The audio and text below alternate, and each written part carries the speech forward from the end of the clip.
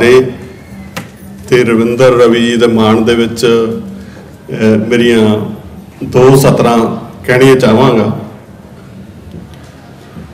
ਚੱਲਿਆ ਸਾਂ मैं घरों रब लभण दे लई, ਚੱਲਿਆ सां मैं घरों रब लभण दे लई, तेरे दर ते आके खड़ा हो गया हाँ, मैं कतरा शबनम दा दरिया हो गया हाँ, बंदा सां तैनू मिल के खुदा हो गया।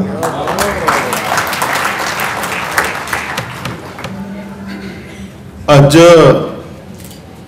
मेरी जब नज़र इस हाल दे विच जांदी है, असीं होर भी बड़े प्रोग्रामां जाने जिथे 200 व्यक्ति आए हुंदे ने, पर जब मैं हुण नज़र मार रहा एक शख्सियत जिहड़ी सामने बैठी आ, वो अपने आप दे विच एक बहुत वड्डी कहानी समेटी बैठी आ। सो असीं इस गल तो बड़ा माण महसूस करते हैं।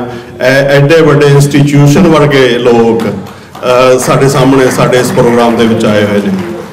मीडिया लै लो, मीडिया का साडा टेबल बैठा सामने, ते पंजाबी कलमां वाले आए हुए आ, लिशकारा वाले शमी झज्ज आए हुए आ, थिंद साहब असीं हमेशा ही संजीव थिंद ते कमलजीत थिंद असीं हमेशा ही तुहाडे ऋणी आ।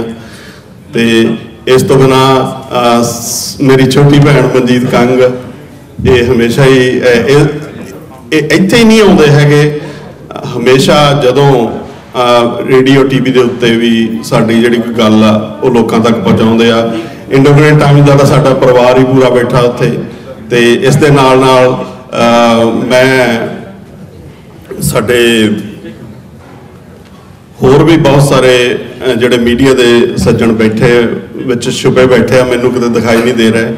तो इहदे नाल नाल लोअर मेनलैंड दीआं नामवर संस्थावां अज साडे विच शामिल होईआं ने। असीं बड़ा माण महसूस करते हैं कि उन्होंने इस योग समझिआ सानूं तां कि वो साडे विच आ सकण। ते मैं एक बार चाहांगा उन्हां सारिआं दे लई एक बार ताड़ी जरूर मार दित्ती जावे। साडे प्रिंसीपल कश्मीरा सिंह जी साडा सिर झुकदा उन्हां अगे, परिवार समेत साडे वो भी पहुंचे हुए ने। इस तो बिना मैं जे कल्ले कल्ले का नाम लैन लग गया तो मेरा ख्याल है मैं फस जावांगा। ते होर हाँ जी दर्शन सासी जी, ते साडे साडे वीर जसमेर कुलार जी, वो भी अज खास तौर पर इत्थे पहुंचे हुए ने। 10 साल तो पिछले असीं उन्हां दी गैर हाज़री लाउंदे रहे हैं, अज उन्होंने हाज़री भरी आ, असीं उन्हां दा बड़ा धन्नवाद करते हैं। तो इस दे नाल नाल मैं असली गल वाल आवां, 1 मिनट लैना तुहाडा, वध नहीं लैना। अज जिस तरह रविंदर रवि जी ने कहा बई इन्हां ने माण महसूस किया अज साडा असीं जो इन्हां दा सन्मान किया। मेरा ख्याल है भी इन्हां दा सन्मान करके सभा वड्डी हुई आ, असीं सारे वड्डे होए आ। ते इन्हां नूं तां अजकल कोई सन्मान की लोड़ नहीं, ये सन्मानां तो उपर उठ चुके ने। असीं इन्हां दा बहुत धन्नवाद करते हैं कि इन्हां ने अज इस सन्मान नूं एक्सैप्ट किया हैगा। ते इस दे नाल ही 2 अप्रैल नूं साडे, मैं गलती कर रहा होवांगा जे मैं ना जिक्र करा, साडे एन मर्फी जी पहुंचे ने, उन्होंने 2 स्टूडेंट्स मेरा ख्याल है खड़े होकर, तीनों जने खड़े हो गए, एक बार दर्शन दो सारिਆਂ ਨੂੰ। एन मर्फी जी खड़े होवो जी, हाँ जी, उन्हों का ताड़ियां दे नाल स्वागत करो। यह UBC दे विच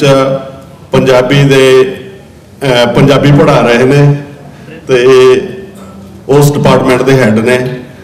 असीं बड़ा माण महसूस करते हैं, तुहाडा बहुत बहुत धन्नवाद करते हैं भी तुसीं चल के इत्थे आए हो। तो मैं बहुता कुछ ना कहता होया तुहाडा सारिਆਂ ਦਾ इत्थे आउण ते तुहानूं जी आਇਆਂ कहना, धन्नवाद करदा। तो उम्मीद करते हैं भी आने वाले सालों के भी तुसीं इस तरह साडा साथ दिंदे रहोगे। तो हुण मैं बेनती करदा प्रितपाल नूं ते इस जिहड़ा गीत संगीत की लड़ी नूं वो अगे तोरे प्रितपाल गिल। एक बार ताड़ियां फिर उहदे लई भी ताड़ियां मार दिओ क्योंकि बड़ी सोहनी जॉब कर रहा है। बहुत बहुत धन्यवाद।